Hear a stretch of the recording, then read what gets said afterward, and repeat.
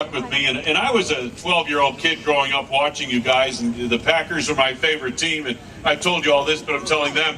And you know, when I think of the Green Bay Packers of the 60s, my team, my childhood team, I think of that game, I think of that drive, and when you said that years ago when we were at a function like this, it really hit home with me. That summed it up. 4:50 to go in the game, you're down, you're 68 yards away, it's 40 below zero wind chill, the field is a sheet of ice, and you haven't done anything for 3 quarters as an offense. You know, Wayne, first of all, I remember Willie Davis when I'm listening to the defensive side of things here. I asked Willie if he saw the play. He goes, "No, Jay," he said, "I couldn't watch." I said, "You what?" He said, "I couldn't watch. I turned my back to the field and I'm watching the crowd." And he said, "I knew if the crowd came up, we'd score."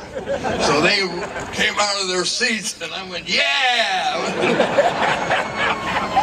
But you and I made a little CD here a few years back, and you gave me some statistics about the Ice Bowl that I didn't believe. We were talking about that final drive, and I think that final drive personifies our team and our Green Bay Packer organization.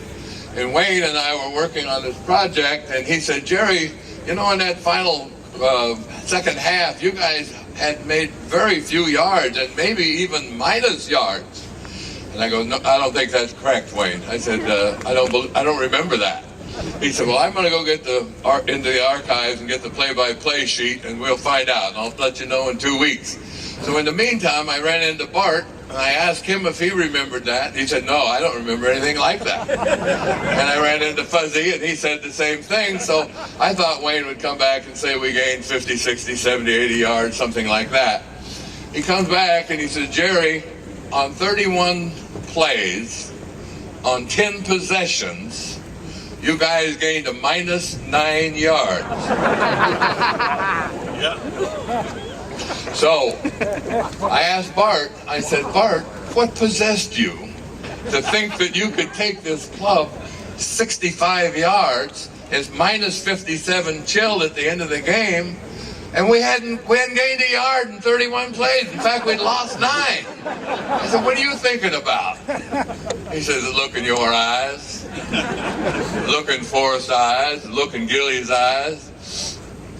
And Robbie mentioned an intervention, but something magical happened there, something wondrous happened. Donnie performed brilliantly. Boyd was sensational.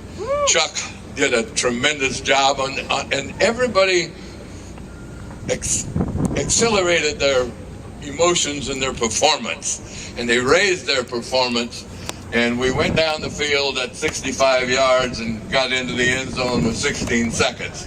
And I've tried to explain exactly what that moment was, and I've attributed to Coach Lombardi and his discipline, his commitment, his perseverance, his pride, his character, his tenacity, and a variety of things.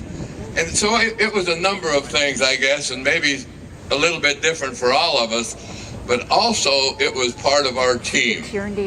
And we didn't want to let our team down.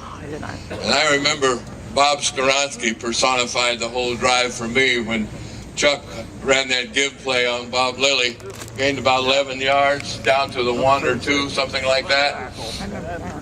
Bob Lilly was real tight to the line of scrimmage, and George Andre was about 3 yards off in what the Dallas Cowboys called a flex defense. So it made Bob Skoronski's job very difficult because Andre was off the ball. And Bart came into the huddle, and he said, "Ski, can you block Andre?" And Ski says, "Call it." Call it. So that's the kind of confidence we had in one another, and that's the kind of team we were, and that's the kind of fans that we had at that ball game. And all of that together made an incredible day and probably one of the greatest moments in NFL history. No question about it. The Lombardi Packers